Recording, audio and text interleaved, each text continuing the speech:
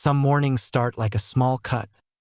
Dull, maybe, but deep enough to make the whole day bleed. For Nathan Reed, that morning in the parched canyons of Utah was exactly that kind of cut. Not a car horn, not a soul in sight, just the wind whistling through the rocks and a sun so fierce it could scorch memory itself. He stood still, eyes narrowed against the glare, staring at the empty space where the SUV had been parked. Less than 10 minutes ago, Vanessa had been in the driver's seat, Caleb and Tara howling with laughter in the back. Now, nothing.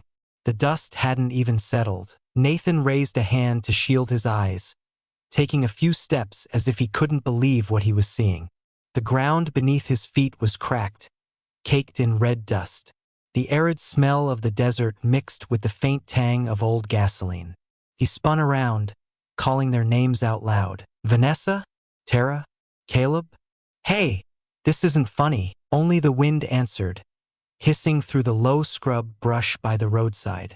A vulture circled overhead, as if it too was surprised by what was happening below. The small gas station, the only one for 15 miles, was nestled in the canyon. Inside, the faint whine of an air conditioner and the muffled sound of a radio could still be heard. Nathan had left his phone charging in the car. His wallet was there too. When he went to the restroom, he'd even left his hat and water bottle on the front seat.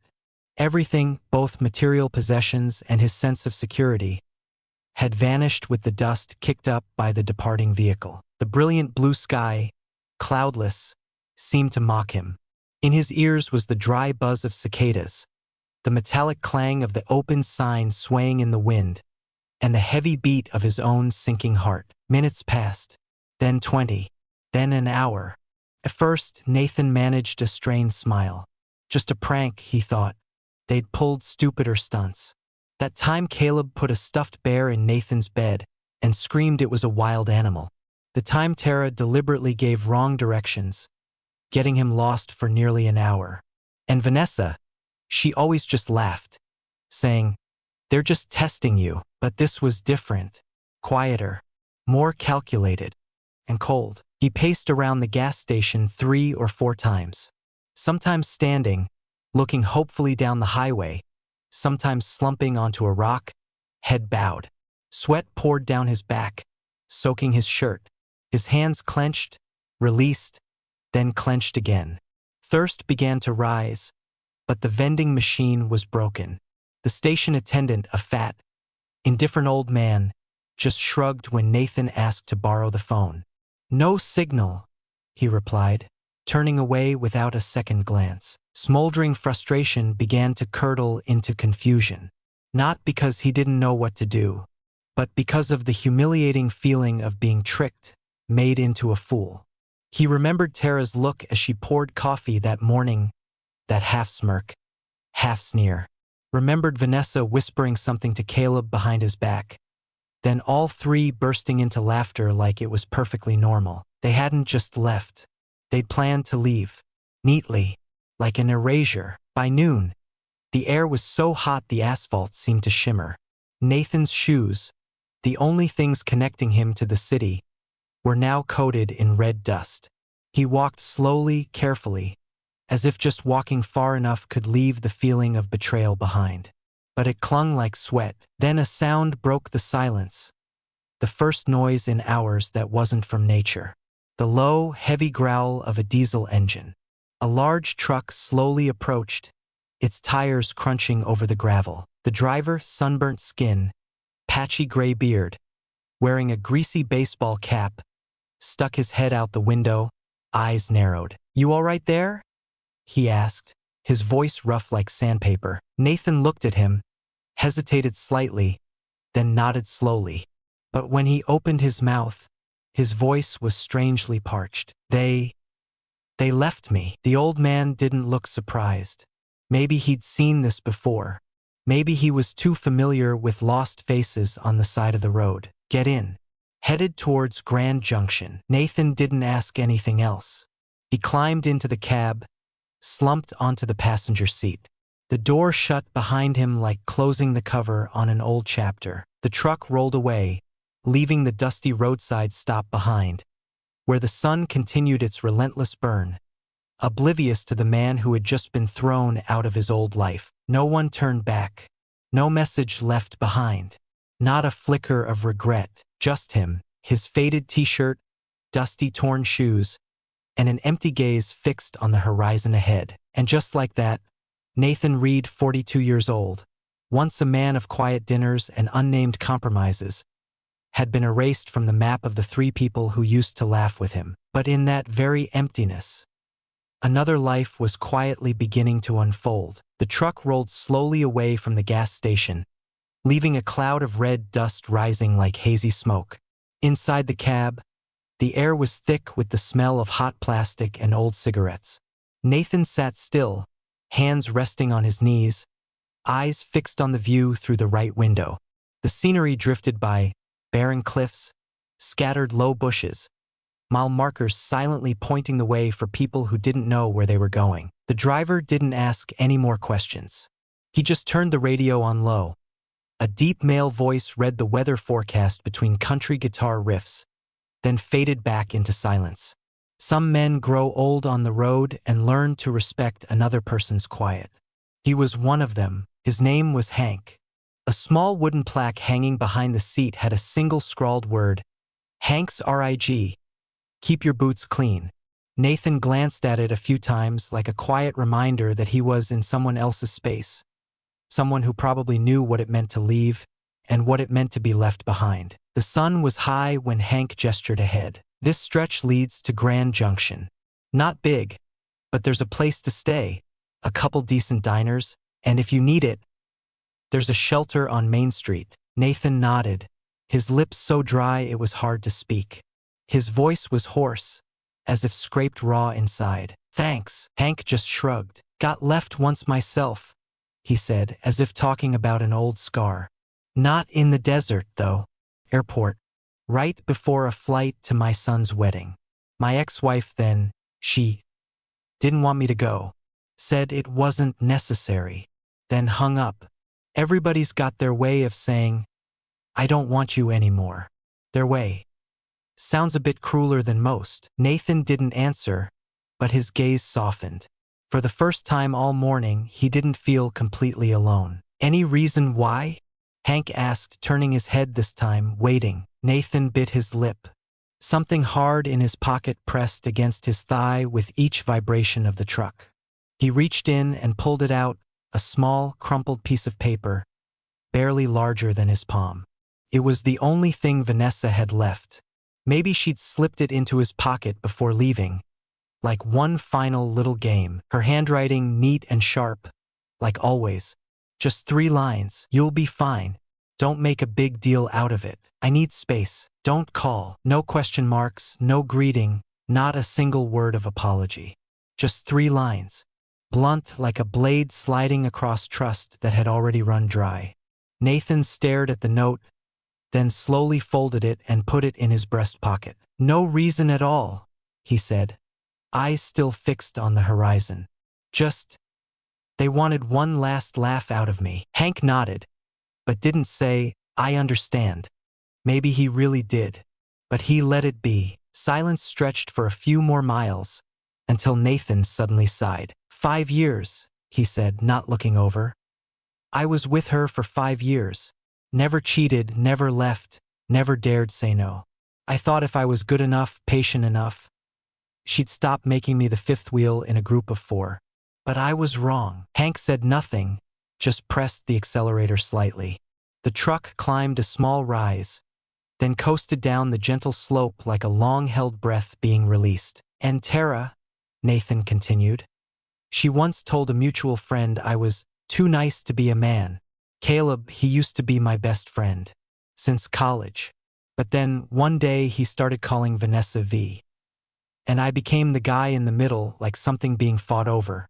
I just didn't think. His voice choked, then fell silent. The truck pulled into a small roadside rest stop. Hank pointed to an old vending machine. My treat. He got out first, leaving Nathan alone in the cab. Nathan sat for a few more minutes, his hand still resting on his chest where the small note lay. Then he too opened the door and stepped out, The wind in this high desert wasn't cool, just carried the smell of dust, rock, and a hint of burnt fuel. But it cleared his head. He drank the cold water Hank handed him, saying nothing, just offering a slight nod of thanks. When they got back in the truck, Hank spoke, his voice soft but firm. "Folks like you shouldn't be taught lessons that way." Nathan turned, his eyes asking the unspoken question. "So what should I learn from this?" And Hank, with half a smile etched like a scar, answered slowly, "That when people like that disappear from your life, that ain't loss. That's liberation." Nathan didn't reply, but from that moment on, his back seemed a little straighter. His shoulders weren't slumped like they were when he sat on the rock. He closed his eyes for a few seconds, as if committing those words to memory, deep in his bones. Then he looked out at the road ahead, long, winding, promising nothing but dust and loneliness. But he wasn't afraid anymore. They neared Grand Junction in the early afternoon. Hank pointed towards the small buildings in the distance, where signs glittered in the sun. "I stop here. Shelters on the corner of 5th and Oak. Ask for Roy. He knows how to get folks like you back on track." Nathan climbed down, watched the truck continue on its way, its form gradually obscured by the hazy dust. He stood for a moment, then turned towards the town and started walking. No wallet, no phone, no plan. Just the first steps of a new life. And with each step, the distance between him and the people he left behind wasn't measured in miles, but in the determination never to go back. Grand Junction appeared like a town that had fallen asleep in the desert. Low buildings, old tiled roofs, a few shops with signs hanging crookedly from the wind, and scattered figures walking slowly through wide but empty streets. Not an ideal place to start over. But for Nathan, it was no longer a choice. It was the only door still open. He walked past several blocks, his feet blistering in worn-out shoes, his breath catching in the dry highland air that hadn't yet cooled. His clothes were rumpled, stained with red dust from the Utah Canyon like an indelible mark. People passing by looked at him with a mixture of curiosity and caution. Not hostile, but not friendly either. As if they'd seen too many like him. Adrift, weary, carrying nothing but failure. Finally, he found the building with the faded white cross painted on a gray brick background. Below it, the words Grand Junction Community Shelter were written in peeling black paint. The wooden door creaked as Nathan pushed it open. Inside was darker than he expected, dim yellow light, the smell of bleach mixed with stale coffee and old sweat. A few men lay sprawled on old sofas, others sat still as statues, eyes staring blankly into space. Behind the reception counter stood a bald man, stocky build, wearing a faded blue work shirt. The name tag pinned to his chest read Roy. He looked up when he saw Nathan, his eyes scanning him from head to toe, neither hurried nor pitying. "You lost? Or just out of road?" Roy asked, his voice low and direct as his gaze. Nathan stood silently for a few seconds, then scratched the back of his neck, trying to smile but only managing a crooked grimace. "Both, I guess." Roy didn't nod, didn't ask further questions. He just pulled out a form, placed it on the scratched wooden counter. "Fill this out. Got ID?" Nathan shook his head reflexively. "Lost everything." Roy let out a soft breath. Not a sigh, just a sound of familiarity with this kind of story. "Just put your name down. We'll sort the paperwork tomorrow. For now, need something to eat?" It seemed like an ordinary question, but to Nathan right then, it felt like a hand reaching out in the middle of a fire. He nodded. For the first time in almost 2 days, he felt seen. Roy led him to a room in the back, bunk beds, neatly folded blankets, a few ceiling fans whirring softly. Nathan chose a bed near the corner, placed his empty imaginary backpack at the foot out of old habit, then slumped down onto it. And suddenly, everything broke. He didn't cry out loud, just doubled over, face buried in his hands, his shoulders shaking uncontrollably. Short, choked sobs caught in his chest as if squeezed.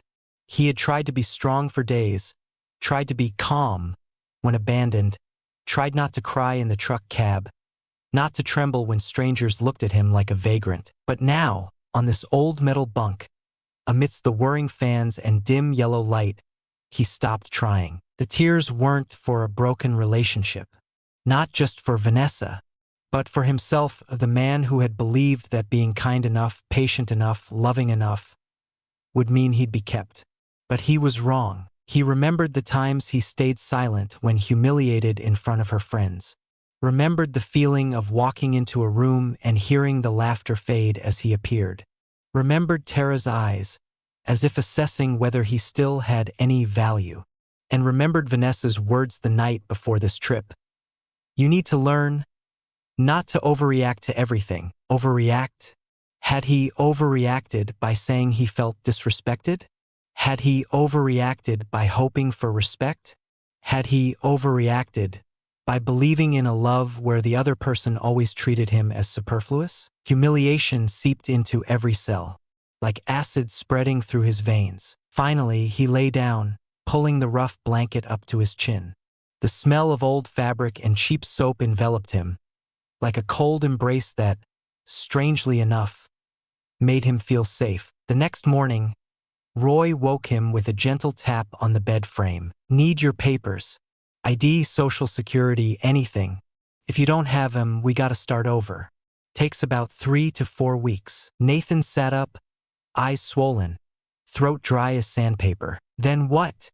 He asked. Roy looked at him for a moment, then handed him a paper cup of coffee and a burnt-edged scone. Then, you live through today. Worry about tomorrow.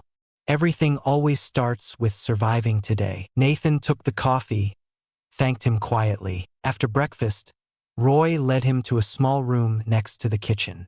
A desk, a pile of papers, an old fax machine. He told Nathan to fill in his real name, date of birth, old address, everything he could remember.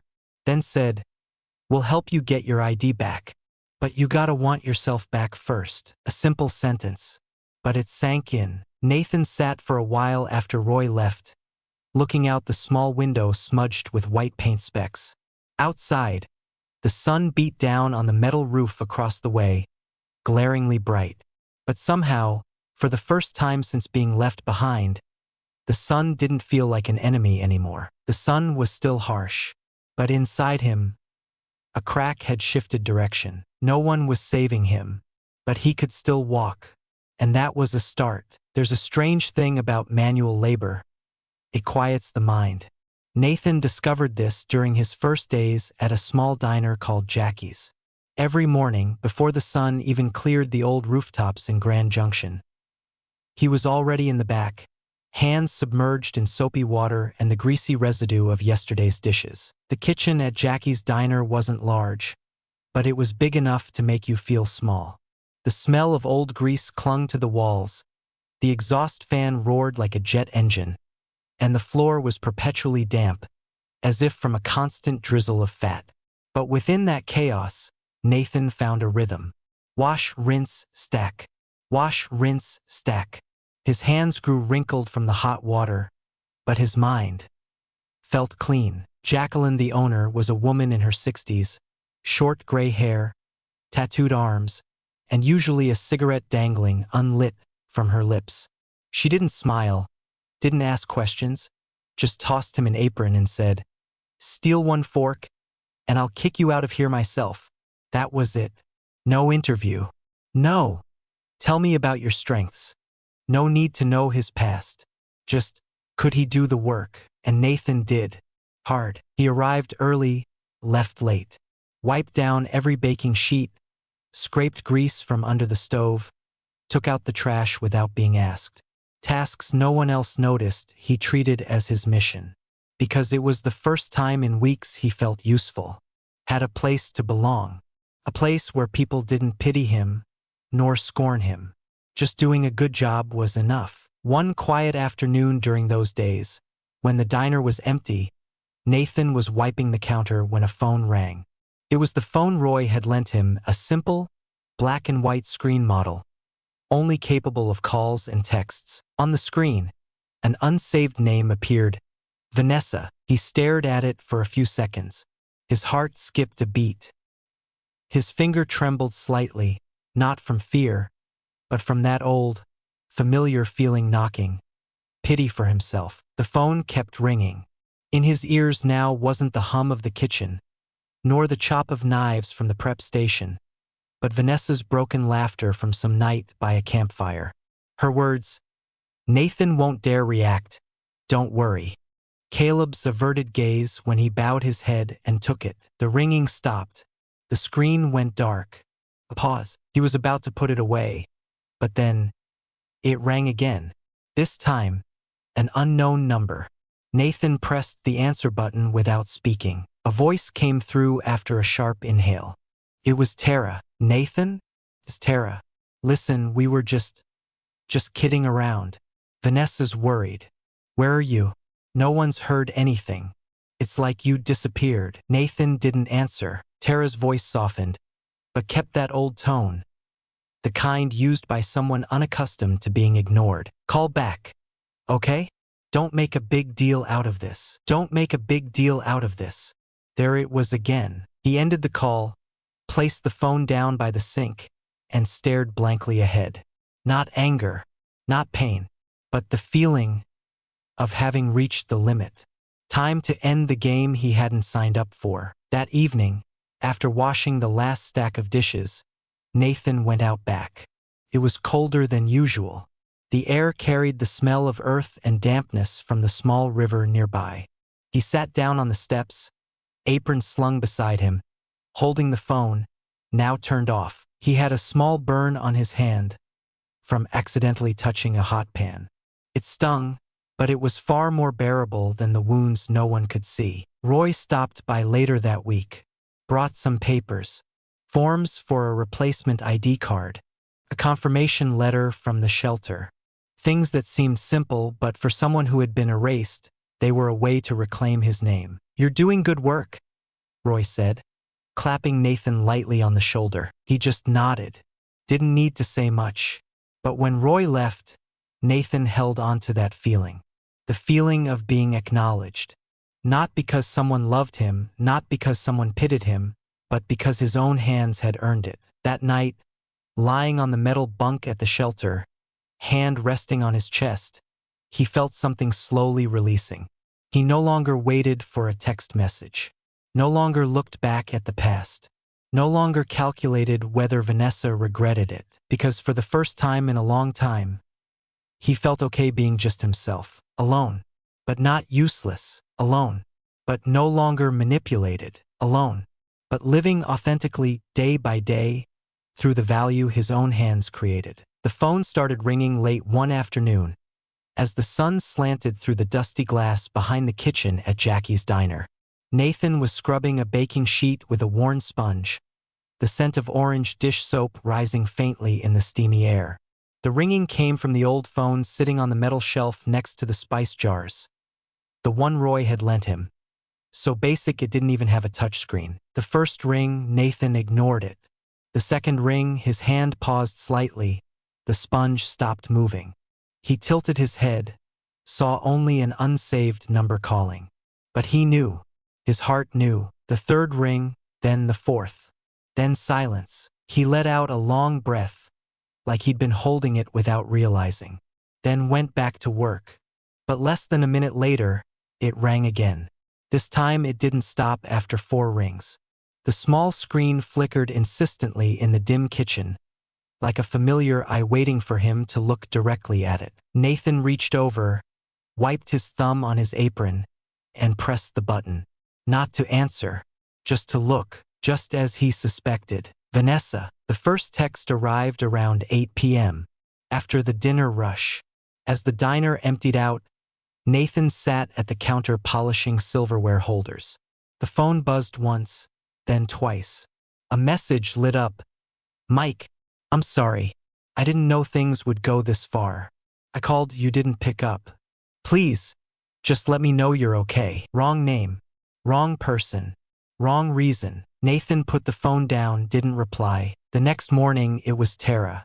Her giggling voice through the text message audio made the whole kitchen feel cracked. "Hey, Nat, lighten up, okay? We were just messing around. Call back. Don't make everything weird. Then Caleb. A short line, as if unrelated. Bro, call me. This is getting blown way out of proportion. Blown out of proportion? Who did the blowing? Who turned his existence into a joke in a desolate canyon? The phone kept ringing. Texts kept coming.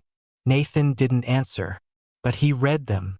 Every word. Each line was a small cut, not deep, but steady. Miss you. I cried all night. It was just a spur of the moment thing. Tara made me do it. Nobody thought you'd react like this. React like what? Disappear? Not come back? Not beg? Not fall into the old trap? 3 days later, on the third night since the first text, Nathan sat on his bed at the shelter, holding the phone, the bedside lamp casting light through the cream-colored curtain. Outside, a light rain fell, droplets tapping steadily on the old tin roof overhead. He listened to them all again. Vanessa's first message, voice trembling, soft, like she was crying. Tara's message, teasing, half joking, half blaming. A voicemail from Caleb, no real content. Just a few breaths, then a drawn-out hello, as if checking if he was on the line. Finally, a short audio clip from Vanessa, probably accidentally recorded, capturing Tara's laugh, and the sentence that made the blood drain from Nathan's head. If he doesn't call back, good riddance. If he does, then bingo, still got him under control. Nathan stared at the screen. His finger trembled slightly, not from anger, but from the realization.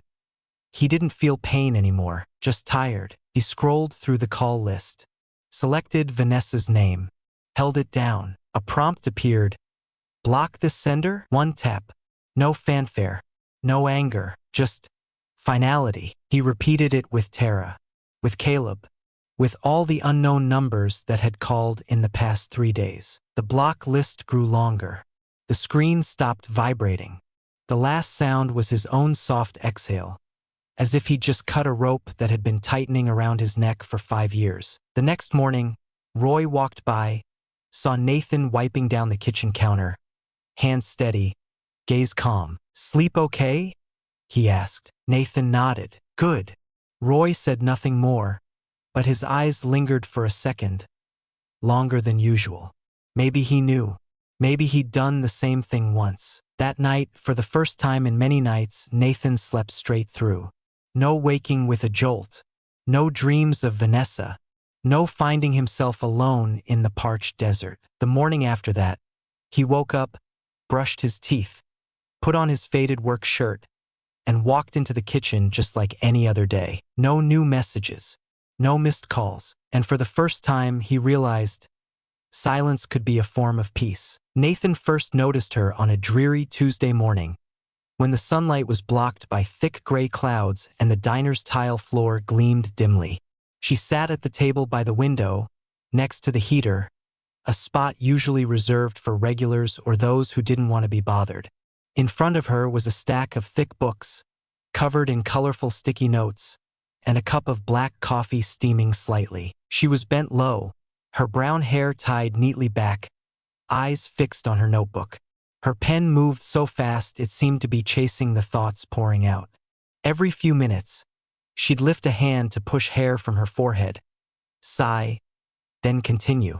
Her face, though unadorned, had a certain captivating quality, not because of looks, but because of the intensity of her focus. A kind of light you didn't need a spotlight to see. Her name was Emily, and she came back the next day, and the day after that. Always the same table, always with books, always ordering a Denver omelet, no tomatoes and black coffee, no sugar. She never asked the server's name, just nodded her thanks, and occasionally frowned when Nathan set her plate down, disturbing a page. He started playing a little game, changing his name tag daily. One morning it was Carl, the next Steve. One day he wrote Rusty, just to see if she'd notice. It wasn't until the 13th day that she finally looked up, met his eyes directly, and said in a voice that was soft but not easily dismissed, "Your name tag is wrong." Nathan was slightly taken aback. Not because she'd noticed, but because her eyes, gray-blue, serious, and bright, were like a mirror reflecting him so clearly it unnerved him a little. "Ah, yeah. Today I'm rusty," he replied, trying to keep his tone light. She looked at him for another second, then smiled. A real smile. Not forced, not polite. Very brief, but enough for Nathan to remember it all afternoon. Day by day, Emily started talking more. Not real conversations, but comments like, "The coffee's more bitter today," or "Did they change the background music?" Small details like that. But to Nathan, they were tiny holes appearing in the wall of silence she'd built. One rainy day, the diner was slow. Nathan was wiping the counter when Emily came in, slightly damp, hair stuck to her forehead. She exhaled, shaking her head. "Should have brought a jacket," she murmured, mostly to herself, then looked at him. "Got anything hot besides coffee?" Nathan smiled, nodded. He went into the kitchen, reheated some vegetable soup left over from the morning, ladled it into a bowl, and placed it in front of her without a word. Emily looked at the soup, then at him. "Thanks," she said slowly, as if surprised by the simple kindness. At the time, Nathan just nodded, unaware that she would later recall that moment as the first milestone. One night, after the diner had closed and Nathan was checking the refrigerators, he heard a soft knock on the glass door. It was Emily. She wore a gray hoodie, holding a paper bag. "Apple pie," she said when he opened the door. "Tried baking. Brought you a piece." She handed him the bag, then turned and walked away immediately, not waiting for a reaction. Nathan stood alone in the dimly lit kitchen, holding the warm bag of apple pie, feeling like he'd just received something more than a gift, a sign that he was no longer invisible. Then came an evening when Emily stayed after closing. No books, no pen, just a cup of tea and a thoughtful expression. Nathan sat across from her, for the first time without a rag in his hand or an order pad. She looked at him, then asked, "Have you ever been left behind by someone?" He was silent, then nodded. She nodded too. "Me too." Neither said anything more, but that silence, long and comfortable, spoke volumes more than any words could. Another time, while he was struggling to fix the wobbly table where she always sat, Emily came over, bent down to steady the leg for him. Her hair fell over her shoulder, brushing against his view. Nathan clearly saw the small scar on her left wrist, thin and faded, but enough for him to understand she'd been through something difficult too. After tightening the screw, he looked up, meeting her eyes. No words were exchanged, but as Emily stood up, she touched his arm lightly, a touch that wasn't accidental. From then on, Emily wasn't just the girl in the corner booth. She started coming in the afternoons after her classes, sometimes bringing exams to grade, sometimes just to eat dinner quietly. One day, she sat with Nathan in the kitchen, listening as he talked about the old truck Hank used to drive, about Roy and the homeless people he'd met. She didn't ask much, just listened and smiled and nodded. One evening, as Nathan was locking up, Emily walked in, unannounced. "My friend canceled dinner plans," she said, then smiled. "And I hate eating pizza alone." Nathan glanced at the clock, then turned back to grab his jacket. They ate pizza at a small place 3 blocks away, sharing a pepperoni and a pitcher of soda. She talked about med school, the stress of exams, her mom, a retired nurse who still called every day to remind her to eat her vegetables. He talked about Grand Junction, about the day he was abandoned in Utah, about how he'd once thought he didn't deserve to have someone sitting across from him like this ever again. She just said, "You're wrong," and smiled. The next day, she returned to her usual spot. Still the omelet without tomatoes, still the black coffee. But this time, when Nathan set the plate down, she looked up, holding his gaze an extra beat. "Rusty?" she said, her voice teasing. Nathan laughed, unclipped his name tag, and placed it on the table. On it, for the first time, was just one word: Nathan. That day started like any other, with the smell of bacon drifting through the kitchen and the coffee machine hissing out steady puffs of steam. The diner was the same, yellow light pooling on the counter, country music playing softly from the old radio. Nathan opened up at 6 a.m., cleaned, and turned on all the lights as usual. He wasn't expecting anything special, just thinking about the supply order and fixing the loose door handle. He didn't know that the last 3 people he ever expected to see again were about to walk through that door, just minutes after the morning shift began. While Nathan was behind the counter making tea for a customer, the bell above the door chimed. A familiar sound, but today it carried a strange, choked rhythm, like the door to the past had just reopened. He looked up. 3 people. Vanessa stood in the middle. Her once glossy hair was cut short now, lightly curled, an attempt at neatness that couldn't hide the exhaustion in her posture. Tara was on her right, hands in her pockets, eyes scanning the diner with bored disinterest, and Caleb lagged behind, slouched as if dragged along rather than coming willingly. None of them looked glamorous. Jeans, old season jackets, dusty shoes. They looked like they'd just walked through a life that hadn't been kind. Nathan stood motionless behind the counter. His hand froze on the teacup he was pouring. The coffee machine still dripped steadily, but no one in the room seemed to hear it anymore. The air grew thick, like time itself had been forced to stop. Vanessa saw him first. Her eyes widened, then blinked rapidly as if unsure it was the man she once knew. "Oh my God," she whispered, then walked towards the counter. "Nathan, is that really you?" He didn't answer, just looked. Calmly, Tara leaned back in a booth, smirking. "Well, look at that. He owns the place now." Caleb wouldn't meet his eyes, just quietly pulled a napkin from the dispenser and twisted it between his fingers. Nathan set the teacup down, wiped his hands on his apron. His voice, when he spoke, was soft as early winter wind but sharp as a thin blade's edge. "What do you want?" Vanessa bit her lip. Her hands twisted together. "We didn't come to cause trouble, Nathan. We need a little help." He tilted his head. "Help?" Tara cut in, her voice trying for calm but failing to hide the irritation. "We heard you're doing well. 3 locations, right? News travels." Nathan gave a slight smile, not amused. Vanessa took a deep breath, as if trying not to cry. "I lost everything," she said. "The small company I started failed. My ex, he's gone. I have nothing. And I miss you. I miss everything you used to do for me." The last sentence came out like a confession, but Nathan felt no relief. Instead, it made him see clearly. The people who had once crushed him weren't repentant now. They were just desperate. He didn't react immediately, just turned and walked into the small office in the back, where he kept the books. The room was cool and quiet, with an old wooden desk and drawers filled with checks.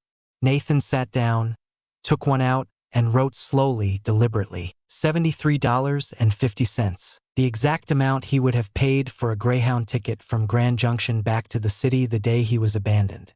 He hadn't taken the bus, but he remembered every cent, every step he hadn't taken turning back. When he returned, the 3 of them were still at the table. Tara was flipping through a menu. Caleb stared at the floor, and Vanessa watched the door, as if wanting to flee. He placed the check on the table, pushed it gently towards her. "Here," he said. "Bus fare. To get back to the place you left me." Vanessa blinked, looked down. She read the amount. Her expression shifted from hope to stunned disbelief, then flushed red. "Are you kidding me?" Tara said loudly, her voice echoing in the diner. "That's it." Nathan nodded, slowly. "That's it. That's all I owe you." Caleb spoke for the first time. His voice was small, as if afraid of being drawn in. "Nate, we didn't think you'd take it this far. Nobody thought you'd push back." Nathan looked him straight in the eye. There was no anger left in his voice, only truth. "Because you thought I was a game, someone who would always be waiting, someone you could come back to whenever your own lives fell apart." He stood up, leaned forward slightly, lowering his voice. "But that is over." Vanessa choked back a sob. Her hand clenched the check as if wanting to tear it, but she didn't dare. "I didn't expect much," she mumbled. "Just wanted to know you were okay." Nathan smiled a quiet smile, not cold, not pitying. "I am now," he said. "And the best part is having nothing to do with any of you anymore." He turned his back, saying nothing more. As the back door closed, the three of them remained seated, silenced amidst the smell of coffee and the midday light streaming through the window. 5 minutes later, they stood up. No one took the check back. Vanessa shoved it into her wallet like something worthless. Tara glared at the counter one last time, and Caleb still didn't look up. The bell chimed again as they left. No one in the diner said a word. Nathan stood behind the door, back against the wall, taking a long, deep breath. Not relief, but finally exhaling a name that no longer felt heavy in his chest. Autumn swept into Grand Junction with crisp mornings and the rustle of dry leaves underfoot. Nathan woke earlier than most. He'd make coffee before the sun filtered through the curtains, then stand leaning against the doorframe of the small apartment on the second floor, looking down at the quiet street. The bitter scent of coffee mixed with the warm breath from the kitchen behind him, where Emily was clearing breakfast things, dressed in a baggy sweater, her hair messy from sleeping late. The apartment wasn't large. One bedroom, a small kitchen with an electric stove that heated unevenly, a living room just big enough for an old sofa and Emily's bookshelf crammed with medical textbooks. But for Nathan, it was the first place he'd called home, not because of a lease, but because of the eyes of the person sharing the space with him. They'd been living together for a few months. Emily brought simple things: a few boxes of books, an old desk lamp, a small cactus she placed by the window, and a hand-knitted wool blanket. Nathan didn't have much: a suitcase of clothes, some kitchen tools, a photo taken with Roy outside the shelter the day he left. The rest, they created together. Home-cooked dinners, taking turns cleaning, soft music each evening, and quiet conversations murmured on the sofa after the lights went out. One day, while clearing out a closet, Nathan found the old phone he used to use at the shelter. It lay at the bottom, mixed with odds and ends like broken chargers, dried up pens and faded to-do lists. He picked it up, turned it over in his hands. Still the same scratched plastic casing, the black and white screen with a few small cracks in the corner. The device that had once rung incessantly with calls from the past, insincere pleas for help, and old voices he hadn't dared to silence. Emily walked by, saw him staring at the phone. "Is that the old one I saw in your box of stuff?" He nodded. "Haven't touched it in ages." She didn't ask further, just came closer and pulled a small box for discarded items from the closet. Nathan placed the phone inside, amidst old cables and dried markers, then closed the lid. The way he put it down unhurried, without regret, felt like a ritual. Not to forget, but to archive. Permanently, their new life wasn't full of surprises, but it was full. Nathan managed one of Jackie's 3 diner locations, the first one where he'd wash dishes. Jacqueline had retired from active ownership, giving him full operational control, occasionally just stopping by to sit at the counter, drink coffee, toss out a playful insult, and disappear like the wind. He got up at 4:30 a.m., checked the ovens, took inventory, then personally cooked the first meals for the morning shift. Regulars came in, waved hello. Some called him by name, others just boss. He didn't feel the pride you see in movies, wasn't sitting in a big executive chair.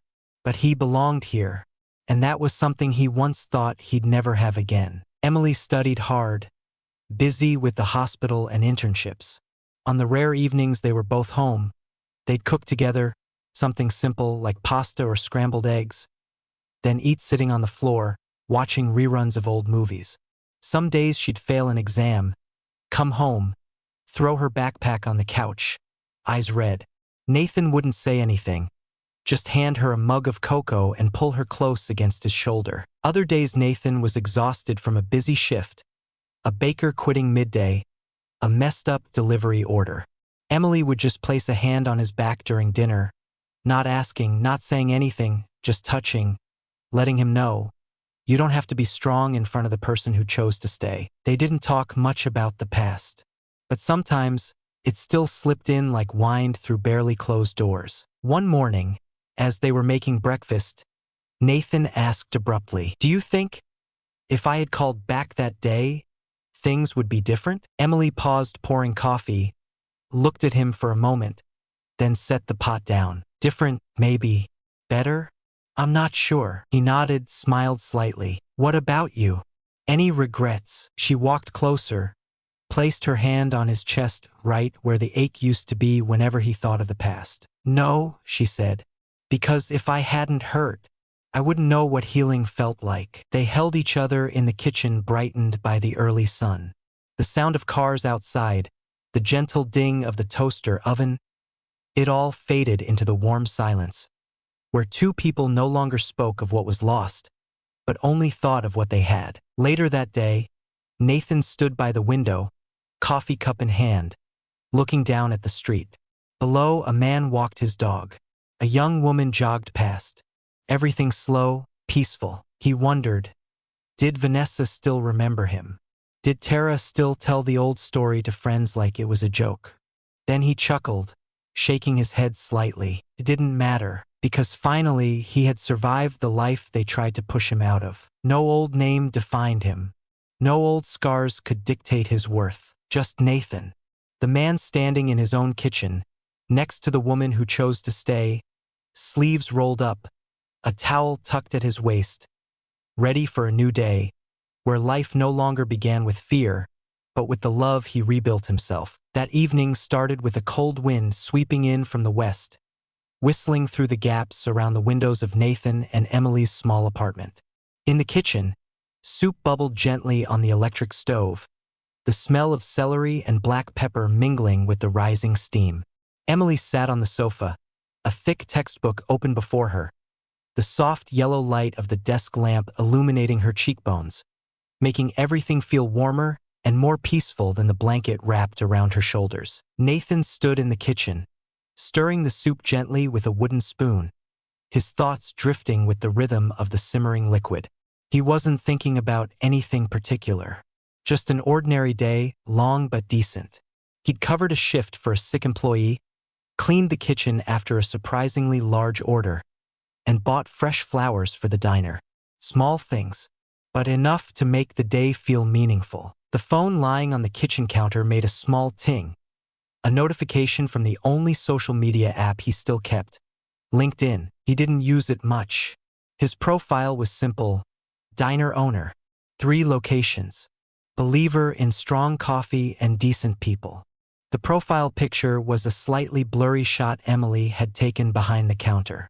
But LinkedIn was still a place people found each other, sometimes for collaboration, sometimes just to satisfy curiosity. He opened his phone.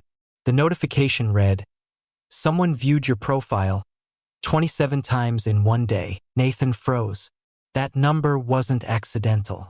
And right below it was the name he hadn't read in almost 2 years. Vanessa L., consultant, digital brand strategy. Location, Phoenix, Arizona. He stared at the screen. A familiar old feeling surfaced, not pain, but a confusing mix of bewilderment and unnamed curiosity. Part of him wanted to close the app immediately, toss the phone in a drawer, and keep stirring the soup. But the other part wanted to know. He tapped her name. Her profile appeared. The picture was professional, backlit, a practiced smile, and eyes that no longer looked like the Vanessa he remembered. She looked successful, polished, cold. He scrolled down. Nothing remarkable. But under the post section, less than a week old, was an old photo. He recognized it instantly. It was one they'd taken together at a picnic years ago, before everything fell apart. Below the photo was the caption, "Missing what we used to be. Hoping life is kinder to you now." Nathan stood silently, his hand trembling slightly. Not from emotion, but from the blatant fabrication of a memory that no longer belonged to the person writing about it. He scrolled down to the comments. Tara had commented, "He'll turn up. Don't worry." Caleb left a fist bump emoji and a short sentence, Proud of you for being honest. And a few other friends, names Nathan had met once and forgotten, offered words of encouragement. A whole performance.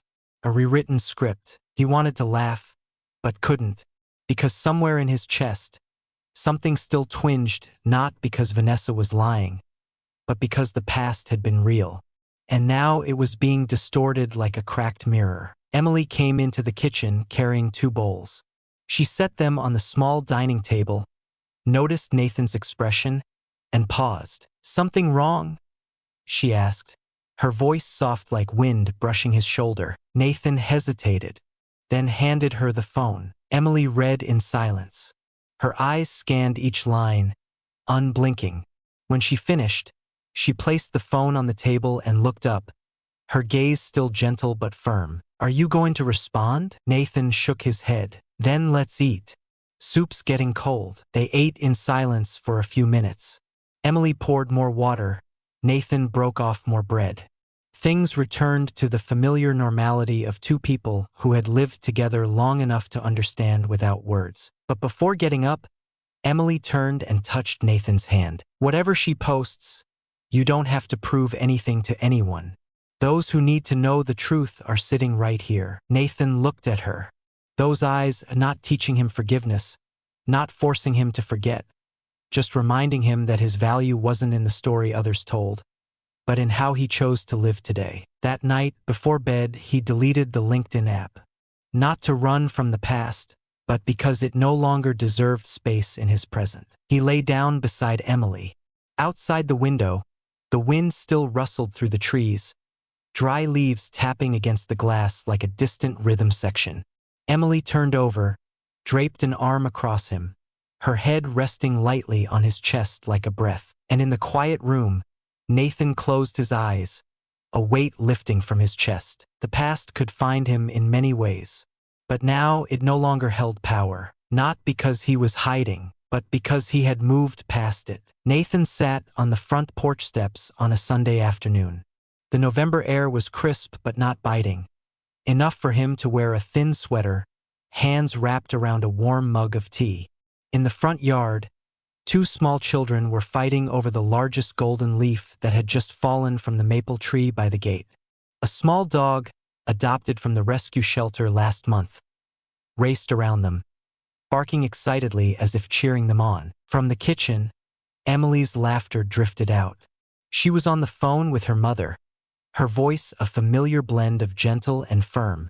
The small 2-bedroom house they'd bought with savings scraped together over 3 years was no longer a dream, but a reality, complete with kid smudges on the walls, puppy scratches on the chair legs, and the smell of baking bread about to come out of the oven. Nathan took it all in, his heart as still as an autumn pond. He had once thought he'd live forever with a feeling of lack, that what was lost would always leave an empty space. But now he understood, not every void needs filling. Some spaces are meant to be left empty, as a reminder, as punctuation for old chapters. His phone buzzed lightly in his pocket. A text from Roy, the bald man with sharp eyes from years ago, now retired from the shelter, gardening in the suburbs. The message was short. "Heard you're thinking about a 4th location. Send me a tart if you get a chance." Nathan chuckled, replied with a picture of the glowing oven, then put the phone away. An image flashed in his mind, that first day, the morning in the parched canyon, with torn shoes and a dust-covered shirt. He remembered the feeling of returning from the restroom to find the car gone. Remembered the cold that seized him under the blazing sun. Remembered the painful silence of knowing he'd just been left behind. And then he looked down at his own hands that had once soaked in dishwater until wrinkled, hands that had trembled reaching for a constantly ringing phone, hands that had written the first numbers on that $73 check and now strong, marked with a few small kitchen burns, calloused from lifting heavy things. But they no longer trembled, no longer hesitated. Emily came out, wrapped in a robe, and sat down beside him. She brought 2 glasses of orange juice and a small cookie, the kind Nathan liked in the late afternoon. "We've been invaded by tiny humans," she said, her eyes following the laughing children in the yard. "Yeah," he replied, his voice soft, as if afraid to disturb the peace around them. "But I don't mind." She leaned her head against his shoulder. One arm wrapped around his back, warm and steady. The sun began to dip behind the house across the street, casting long final rays onto the wooden porch where they sat. A light breeze stirred. Golden leaves danced slowly across the lawn, glittering in the twilight. Nathan closed his eyes gently, breathing in the smell of earth, wood, home. He didn't think about Vanessa anymore. Didn't think about Caleb or Tara or late apologies. They were once part of his story. But now he had closed that book, placed it on the shelf, and started writing a new one without them. He didn't need anyone's validation to know his worth. Didn't need the past to return to confirm he had changed. Because when he looked in the mirror each morning, he saw it clearly. The man looking back with lines around his eyes, touches of gray in his hair, and a gaze no longer afraid of being left behind, was the man he had chosen to become. No one assigned him that identity. He had found it himself. A small shout pierced the air. "Daddy, look at this one." His older son tumbled over a pile of leaves, falling but laughing. Nathan stood up, brushed off his hands, and walked down into the yard. The boy scrambled up and hugged his waist. His daughter ran up behind, giggling. Emily rose more slowly, but her eyes never left the three of them. They played for a little longer, then went inside together. The kitchen lights flicked on. The oven timer dinged, signaling the bread was done. The smell of butter and cinnamon filled the room. Before sleep, Nathan stood alone in front of the bathroom mirror. He looked into his own eyes, not searching, not questioning. Just a peaceful gaze, as if telling himself, "You're home." And in that quiet moment, amidst the soft darkness, the steady breathing of his wife and children from the next room, and the warm yellow glow of the night light on the wall, Nathan knew he was no longer the one left behind. He was the one who walked on, and he knew who he was.